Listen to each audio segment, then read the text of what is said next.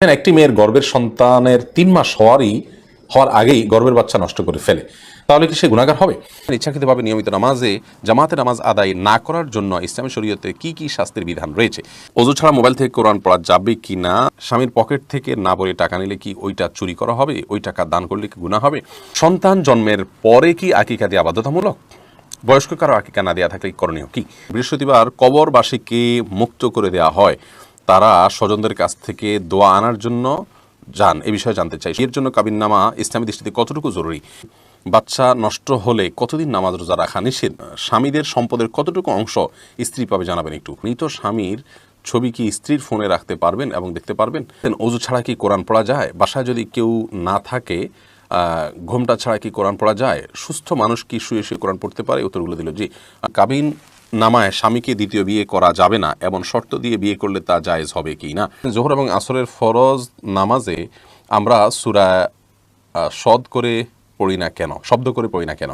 কি কি শর্তের ভিত্তিতে দ্বিতীয় বিবাহ করার সুযোগ আছে? মেয়েদের যদি মাসিক অনিয়মিত হয় এবং 10 দিনের বেশি থাকে এবং 18-20 দিনের মধ্যে ব্লিডিং দেখতে পায়, তাদের জন্য নামাজ এবং রোজার নিয়ম। কোনো অসহায় তালাক প্রাপ্তা অথবা বিধবা মহিলাকে সহযোগিতার নিমিত্তে বিয়ে করার বিধান কি? ভাই আশিকুর রহমান জানতে চেয়েছেন, কোনো অসহায় তালাক প্রাপ্তা অথবা বিধবা মহিলাকে সহযোগিতার নিমিত্তে বিয়ে করার বিধান কি?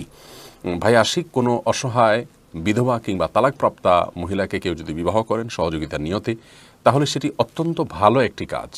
প্রিয় নবী সাল্লাল্লাহু আলাইহি সাল্লাম খাদিজা রাদিয়াল্লাহু তাআলা আনহা সহ তাঁর বেশিরভাগ সহধর্মিণী যারা ছিলেন, তাদের বেশিরভাগই ছিলেন আপনার বিধবা বা তালাকপ্রাপ্তা। অতএব অসহায় নারীদের পাশে দাঁড়ানো বিবাহের মাধ্যমে এটি অনেক বড় মাপের একটি মহৎ কাজ। রোজিনা আক্তার, আপনি জানতে চেয়েছেন, মেয়েদের যদি মাসিক অনিয়মিত হয় এবং 10 দিনের বেশি থাকে এবং 18-20 দিনের মধ্যে ব্লিডিং দেখতে পায়, তাদের জন্য নামাজ এবং রোজার নিয়ম দয়া করে বলবেন। দেখুন, মেয়েদের মাসিক অনিয়মিত হলে এবং 10 দিনের বেশি হলে 10 দিনের অতিরিক্ত যেটি হবে সেটিকে তিনি অসুস্থতা ধরবেন এবং 10 দিন অতিরিক্ত দিনগুলোতে তিনি রোজাও রাখবেন, নামাজও পালন করবেন প্রতি ওয়াক্তে ওযু করে করে। আব্দুর রহমান জানতে চেয়েছেন, কি কি শর্তের ভিত্তিতে দ্বিতীয় বিবাহ করার সুযোগ আছে? ভাই আব্দুর রহমান, ইসলামী শরিয়াতে দ্বিতীয় বিবাহের জন্য তেমন কোনো মৌলিক শর্ত নেই।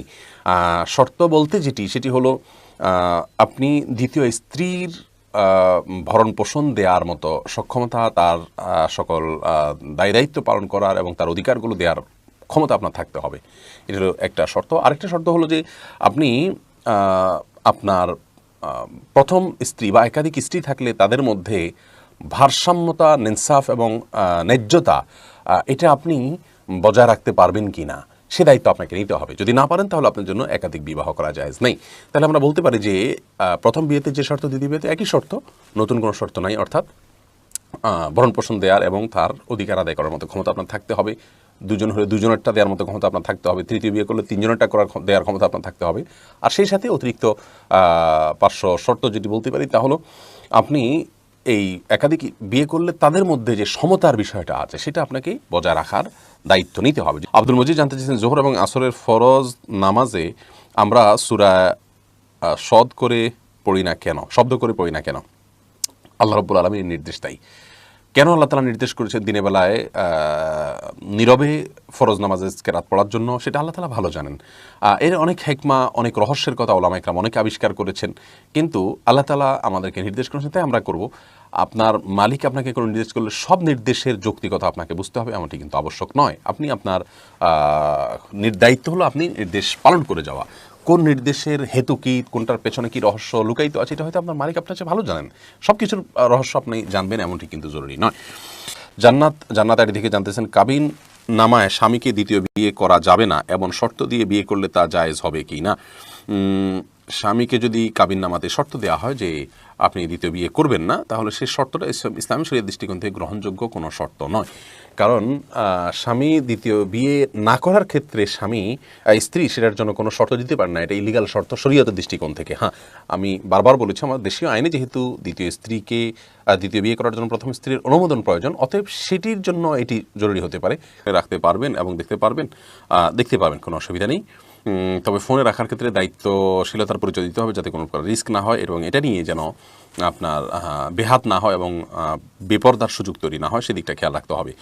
মৌরিন রিশা, আপনি জানতেছেন, স্বামীর স্বামীদের সম্পদের কতটুকু অংশ স্ত্রী পাবে জানাবেন একটু। এটা ভ্যারি করবে তাদের সন্তান আছে কিনা। যদি সন্তান থাকে তাহলে একরকম, সন্তান না থাকলে আরেক রকম। আমার যতটুকু মনে পড়ে সন্তান থাকলে 8 ভাগের 1 ভাগ, আর সন্তান না থাকলে 6 ভাগের 1 ভাগ পাবেন। সাদিকা, আপনি জানতে চেয়েছেন বাচ্চা নষ্ট হলে কতদিন নামাজ রোজা রাখা নিষেধ। বাচ্চা যদি আপনার স্বাভাবিকভাবে জন্ম নেয় অথবা অস্বাভাবিকভাবে বাচ্চার জন্ম হয় বা আপনার মৃত বাচ্চা বের করা হয়, তাহলে সেক্ষেত্রে এটা নেফাসের বিধানভুক্ত। সর্বোচ্চ 40 দিন পর্যন্ত নামাজ বন্ধ থাকবে, তারপর নামাজ পড়তে হবে। আর যদি তার আগে ব্লিডিং বন্ধ হয়ে যায় তাহলে যেদিন থেকে বন্ধ হয়ে যাবে সেদিন থেকে নামাজ পড়তে হবে। সোয়াইব শাকের, আপনি জানতে চেয়েছেন বিয়ের জন্য কাবিননামা ইসলামী দৃষ্টিতে কতটুকু জরুরি। ভাই সোয়াইব, কাবিননামার সাথে ইসলাম শরীয়তে বিয়ের বিশুদ্ধতার কোনো সম্পর্ক নেই। বিয়ে বিশুদ্ধ হওয়ার জন্য যেটি লাগবে তা হলো দুজন পুরুষ সাক্ষীর সামনে এক পক্ষ প্রস্তাব করবেন, অপর পক্ষ গ্রহণ করবেন, এবং অনেক ওলামা একরাম মেয়ে পক্ষের অভিভাবকের সম্মতিকে আবশ্যক করেছেন, এবং এ সম্পর্কে নবী সাল্লাল্লাহু আলাইহি ওয়াসাল্লামের অনেকগুলো হাদিস রয়েছে। অর্থাৎ এক কথায় উভয় পক্ষের সম্মতি এবং পাত্রপাত্রীর সম্মতি, দুজন সাক্ষীর সামনে তাদের সম্মতি এবং কবুল বলা এবং মহারণা ধার্য করা, বাস এগুলো বিয়ের জন্য আবশ্যক বিষয়। এর পাশাপাশি আপনার কাবিননামা থাকা ভালো। দেশের প্রচলিত আইন অনুযায়ী আপনার লিখিত হওয়া ভালো। লিখিত হলে যে কোনো জিনিস স্টাবলিশড হয়ে যায়, প্রমাণিত হয়ে যায়, কিন্তু বিয়ে বিশুদ্ধতার সাথে লিখিত হওয়ার কোনো সম্পর্ক নেই। ধরুন আপনি লেনদেন করবেন, আপনি আমাকে 10,000 টাকা ধার দিয়েছেন বা আমি আপনাকে 10,000 টাকা ধার দিয়েছেন, এটি আপনার প্রাপ্য হয়ে গেছে, আমি ধার দিয়েছি, আমার প্রাপ্য হয়ে গেছে, লেনদেন হয়ে গেছে। কিন্তু এটাকে লিখে রাখা উচিত।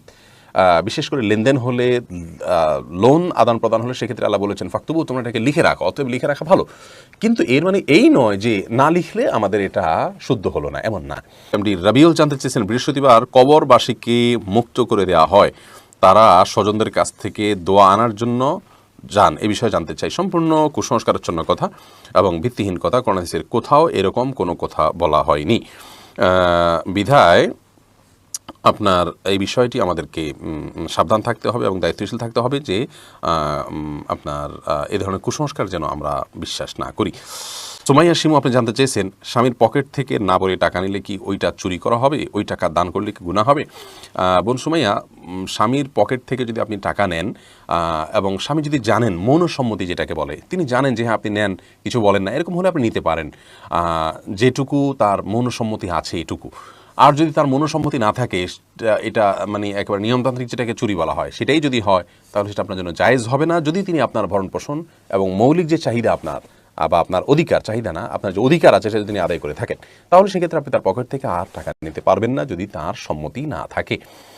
আর যদি মৌলিক চাহিদা পূরণ না করে থাকে তাহলে সেক্ষেত্রে আপনার মৌলিক চাহিদা পূরণের জন্য যেটুকু নেওয়া দরকার সেটুকু আপনি নিতে পারবেন, এর অতিরিক্ত অংশ আপনার জন্য নেওয়া জায়েজ হবে না। ওযু ছাড়া মোবাইল থেকে কোরআন পড়া যাবে কি না, লোমো তসলিমা বোন জানতে চেয়েছেন। যাবে, কোনো অসুবিধা নেই।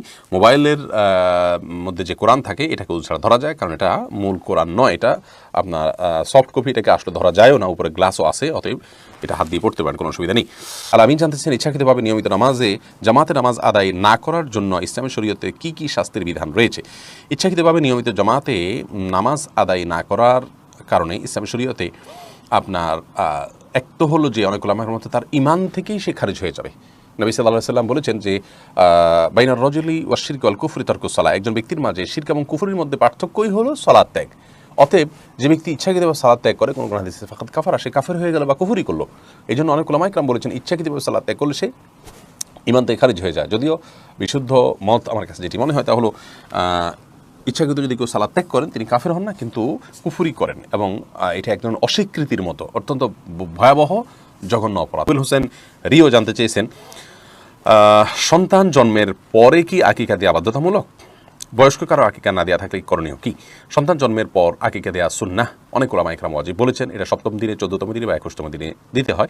যদি কারোর শিশুকালে আকিকা দেওয়া না হয় তাহলে বয়স্ক হওয়ার পর আকিকা দেওয়া যেতে পারে। বেশিরভাগ সালাফগণ এটিকে জায়েজ বলেছেন। মাইদুল ইসলাম সুবর্ণ, আপনি লিখেছেন একটি মেয়ের গর্ভের সন্তানের 3 মাস হওয়ার আগেই গর্ভের বাচ্চা নষ্ট করে ফেলে, তাহলে কি সে গুনাহগার হবে। গর্ভের বাচ্চা নষ্ট করা সর্বাবস্থায় অপরাধের কথা, কিন্তু যদি সন্তানের মধ্যে হার্টবিট বা প্রাণ সঞ্চারিত হওয়ার আগেই আপনার কোনো এমন ওজনের ভিত্তিতে সেটি নষ্ট করা হয় যে ওজনটি শরীয়গ্রাহ্য, যেমন তার ফলশ্রুতিতে মার শরীর বা জীবনের মধ্যে হুমকি আছে বা বড় কোনো বিপদ হতে পারে বা বড় কোনো সমস্যা আছে এরকম কোনো ওজোর ভিত্তিতে যদি এটা করে, তাহলে সেটা ক্ষেত্র বিশেষে ওজোরের উপর নির্ভর করে সেটা জায়েজ হতে পারে। আর এমনিতে মনে চাইলো আর সন্তান নষ্ট করে ফেললো সামান্য ঠুনকো অজুহাতের ভিত্তিতে এটি জায়েজ হবে না, এর ফলশ্রুতিতে মানুষ গুনাহগার হবে।